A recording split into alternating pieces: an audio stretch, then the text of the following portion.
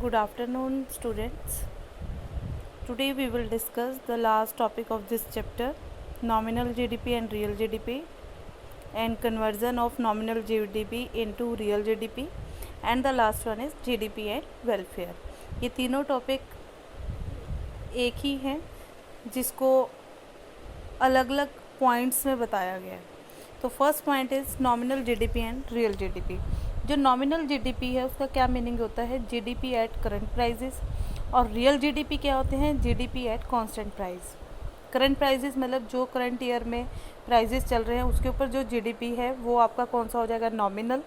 And real GDP क्या होता है आपका? एट कांस्टेंट प्राइस, यानी कि किसी भी ईयर को लास्ट आप किसी भी ईयर को बेस ईयर मान लो तो वो आपका कौन सा होता है? Real GDP. जो जीडीपी कौन से प्राइजेस पे होता है? कांस्टेंट प्राइजेस पे.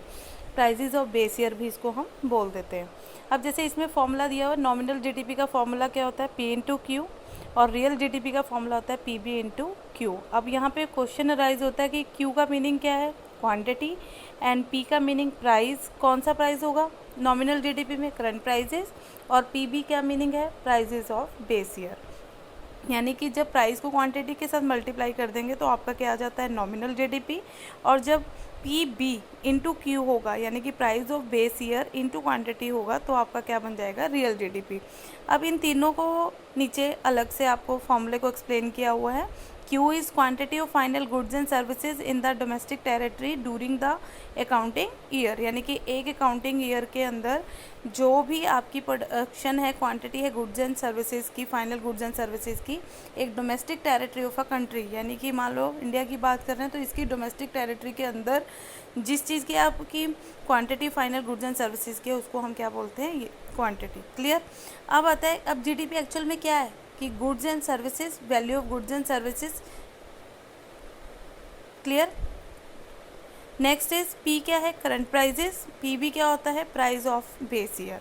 अब यहाँ पे क्वेश्चन राइज होता है कि अगर आपने रियल जीडीपी फाइंड आउट करना है तो फॉर्मूला क्या होता है? नॉमिनल जीडीपी अपॉन में प्राइस इंडेक्स इनटू 100. तो यहाँ पे नॉमिनल जीडीपी आपको गिवन है कितना? 100. प्राइस इंडेक्स दिया हुआ है कितना है? 200.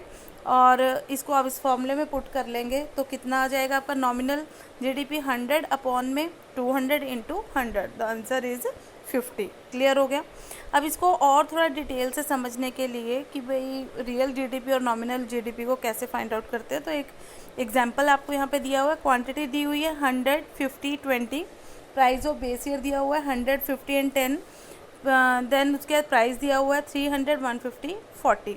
अब आपको यहाँ पे फॉर्मूला पता है. यदि आपने रियल जीडीपी निकालना है तो उसके लिए क्या फॉर्मूला है? रियल जीडीपी के लिए quantity into price of base year. और नॉमिनल जीडीपी के लिए फॉर्मूला क्या है? Quantity into price. तो यहाँ पे गिवन है अलग अलग मैंने दिया हुआ है. Price of base year 100, 50, 10 and prices दिया हुआ है 300, 150 एंड 40. अब देखिए इसमें आप देखेंगे कि जो प्राइस ऑफ बेस ईयर है कि उसमें तो कांस्टेंट नहीं है, तो इसमें आपने ये नहीं देखना कि कांस्टेंट प्राइस आएगा. मैं यहाँ पे ए बी सी यानी ये तीनों कैसे बता रही हूँ आपको, ए के लिए अलग से, बी के अलग और सी के लिए अलग से. तो फर्स्ट आ जाएगा कितना आएगा प्राइस ऑफ बेस ईयर करके?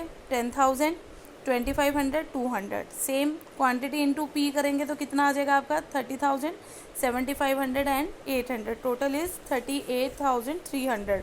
तो रियल जीडीपी कितना हो गया? 12,700 and nominal GDP is 38,300. Clear. अब इसी में एक चीज़ और होती है, जीडीपी डिफ़ॉल्टर.